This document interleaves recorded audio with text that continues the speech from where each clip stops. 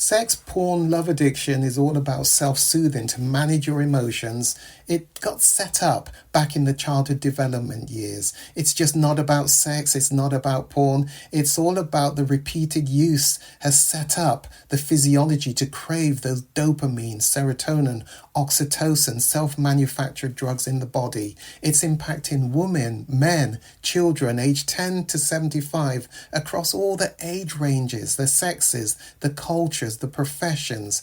It increased exponentially during COVID lockdown and impacting so many lives. The Kairos Center has created the first online comprehensive sex, porn, love addiction. It's a video on demand recovery program which you can access from anywhere in the world and begin to see identifiable changes just within 6 weeks of beginning this weekly program. Kairos means your appointed time.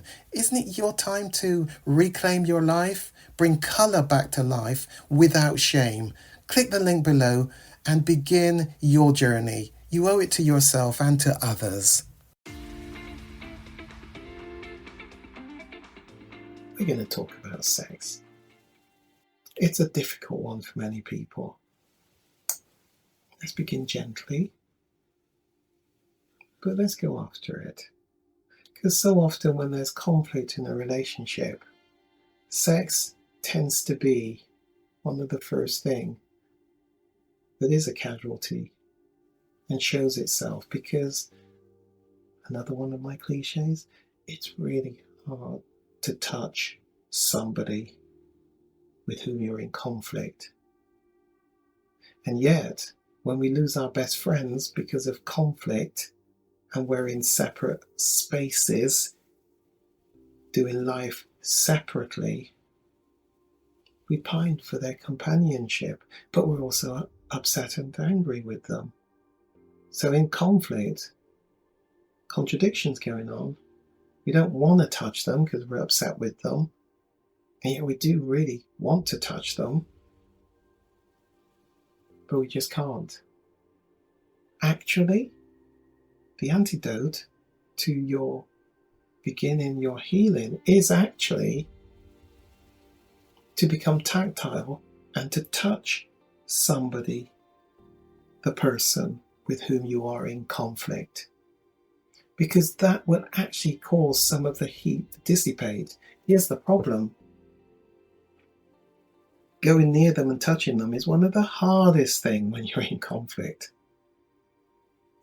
If you can overcome that,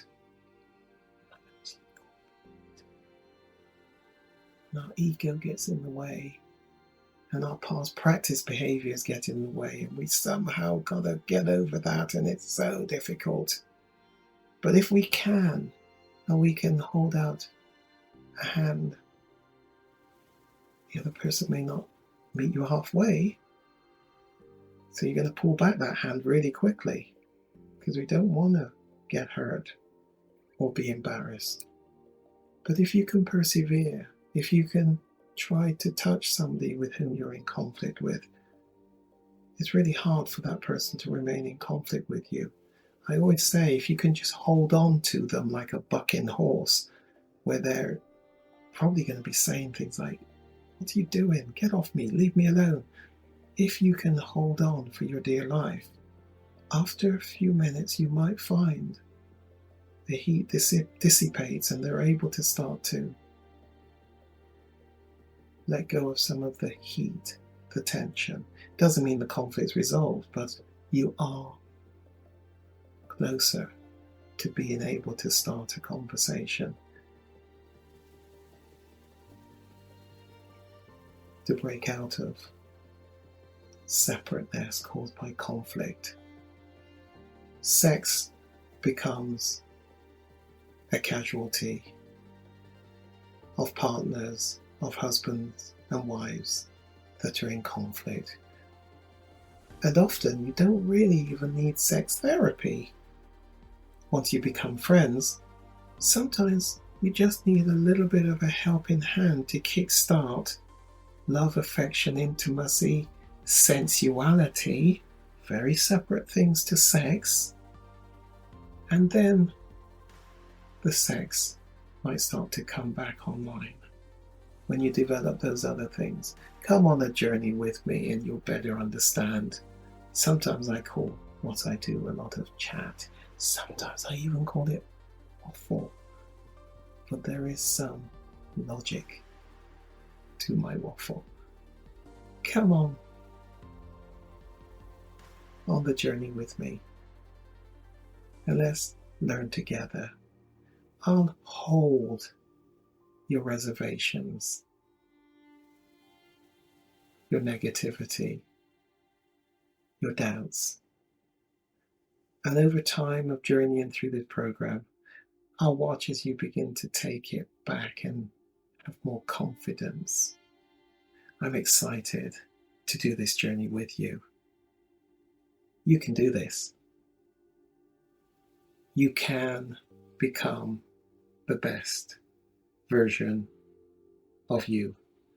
I often say, gosh, we only get this life once to live. We don't actually have to live in the past with past bad mistakes that we've taken and made. Let's look to the future and let's create that version of you that's going to be the best that you can be. And again, I often think, hey, let's finish well in this life that we all get once to do on this planet. Let me journey with you, and what a privilege it's going to be to journey with you. Send me a message. It's time to get your relationship back onto a better footing for your future. Let's do some work without shame and bring colour back to life.